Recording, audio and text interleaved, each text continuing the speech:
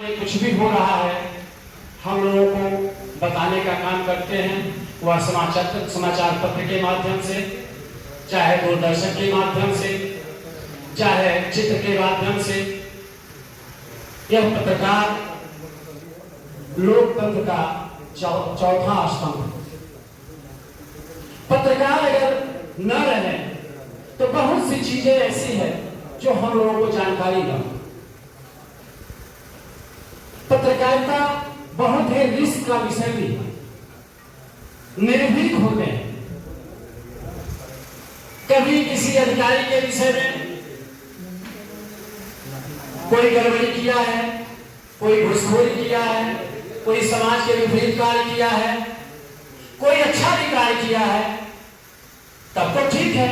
विपरीत कार्य किया है उसको भी छापने का, उसको भी समाज तक पहुंचाने का काम पत्रकार करते हैं। और कभी कभी रिस्क भी होता है समाज के अधिकारी के विपरीत, समाज के अपराधी के विपरीत। सच्चाइयों को जब छापने धमकियां भी मिलती हैं, लेकिन आज पत्रकार उस सारी धमकियों को, उस सारे लोगों के धमकियों को देखते हुए समाज में कार्य करता है। जब समाज में कार्य करता है तो उनका भी एक संगठन बहुत जरूरी है, और वही संगठन आज आइडियल जर्नलिस्ट एसोसिएशन बनाया है कि हमारे पत्रकार बंधुओं को, हमारी किसी भी इकाई को कहीं से कोई दर्द होती है, कहीं से कुछ भी होता है, और कहीं यह लोग भी गड़बड़ करते हैं, कहीं हमारा पत्रकार भी समाज के विपरीत चलता है, तो उसको समझाने का, उसको बताने का कार्य करता है। आइडियल जर्नलिस्ट एसोसिएशन, मैं तो वास्तव में आजमगढ़ में भाई समाज सेवी और राष्ट्रीय महासचिव भाई संजय पांडे की वजह से जाना।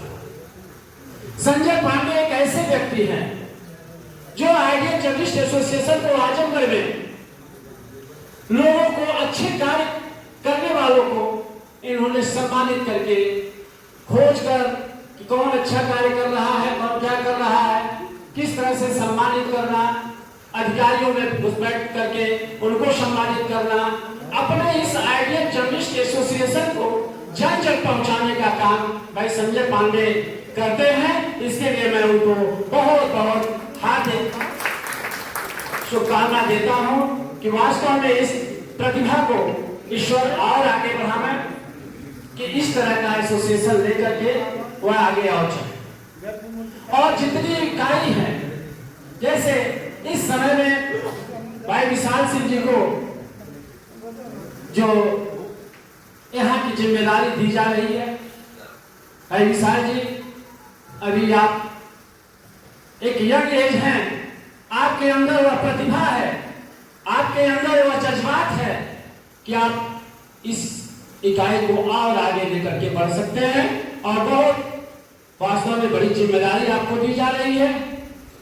यह जिम्मेदारी गंभीरता की भी, यह जिम्मेदारी वास्तव में अच्छे दायित्व की जिम्मेदारी आपको दी जा रही है। समाज में बहुत सी मुश्किलें, बहुत सी ठोकरें आपको लग सकती हैं। अभी आप कम एज के हैं, लेकिन उससे कभी हार नहीं मानना है। मैं आपके बारे में कहना चाहता हूं कि मुश्किलें दिल के इरादे आजमाती हैं, शब्द के पर्दे निगाहों से हटाती हैं। हौसले मत हार है विशाल, ठोकरें इंसान को चलना सिखाती हैं, ठोकरें इंसान को चलना सिखाती। निश्चित रूप से आपको अगर वास्तव में ठोकर लगता है, समाज में मुश्किलें आती हैं, समाज में कुछ आपको दिक्कतें आती हैं, उसको आपको नई चीजें सिखाएंगे। उस ठोकर को सहते हुए आप आगे बढ़ने का काम करेंगे। उत्साह में कोई कमी नहीं होनी चाहिए, लेकिन वह उत्साह कहीं विपरीत की दिशा में न जाना चाहिए। आपकी उम्र अभी कम है, इसलिए मैं बड़े होने के नाते आज का दिन बहुत ही शुभ दिन है कि हम लोगों के राष्ट्रपिता महात्मा गांधी और दूसरे प्रधानमंत्री लाल बहादुर शास्त्री जी का जन्म दिवस भी है और आजादी दिलाने में राष्ट्रपिता महात्मा गांधी का हाथ रहा है। उनको राष्ट्रपिता का गौरव प्राप्त हुआ और उन्होंने आज विश्व के अहिंसा दिवस के रूप में भी मनाया जाता है। और लाल बहादुर शास्त्री आपके बगल के ही 1904 में मुगल सराय में ही पैदा हुए, जो विभिन्न पदों पर रहे हैं और बहुत ही साधारण परिवार में पैदा हुए। बहुत ही ईमानदार, बहुत ही नेक इंसान, जो गृह मंत्रालय का भी उन्होंने पदभार संभाला, उन्होंने रेलवे का भी पदभार संभाला। एक बार रेलवे दुर्घटना हुई तो आज के मंत्री लोगों को, आज के लोगों को धरना देना पड़ता है कि आपके विभाग का ऐसा ऐसा काम हुआ है, आप इस्तीफा दीजिए, आप यह करिए वह करिए। लेकिन उन्होंने रेल दुर्घटना पर स्वयं अपनी जिम्मेदारी लेते हुए इस्तीफा दिया था लाल बहादुर शास्त्री जी।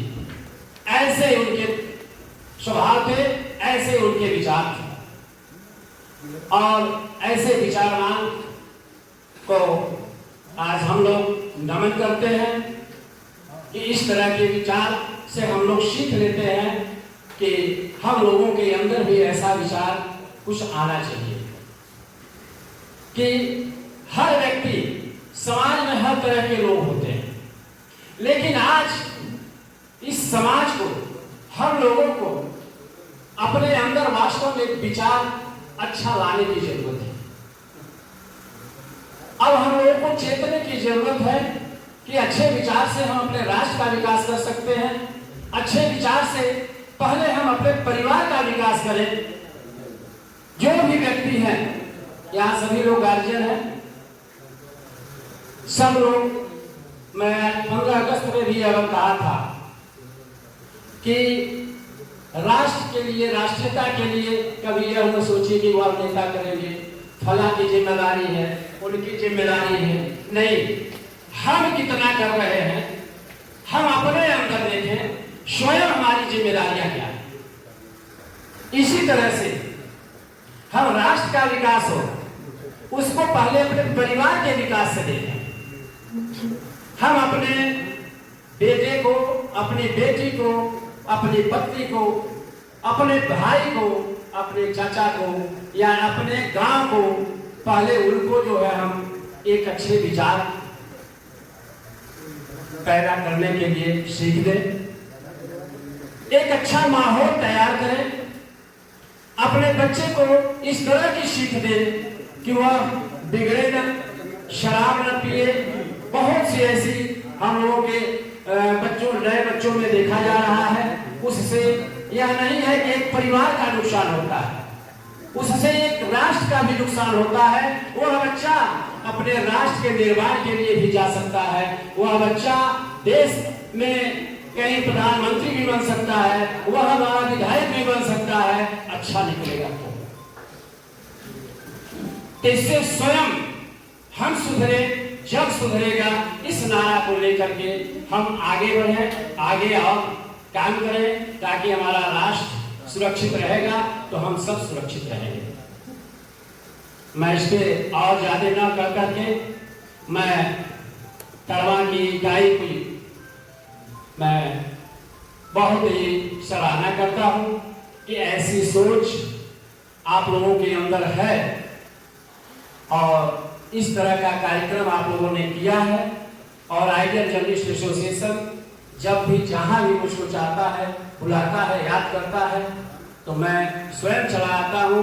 वाचस्पति जी मेरे घर भी गए हुए हैं, इन लोगों से काफ़ी लगाव है और मैं सबको बहुत बहुत हार्दिक अभिनंदन करता हूँ और इसी के साथ अपनी वाणी को विराम देता हूँ। जय हिंद, जय भारत।